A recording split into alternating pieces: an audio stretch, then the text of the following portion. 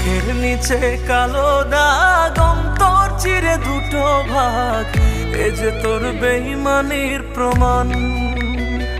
আমি যে দুঃখ রে পেতাম ভয়, সে তো এখন বন্ধু হয়, এ কি তোর প্রেমের প্রতিদান?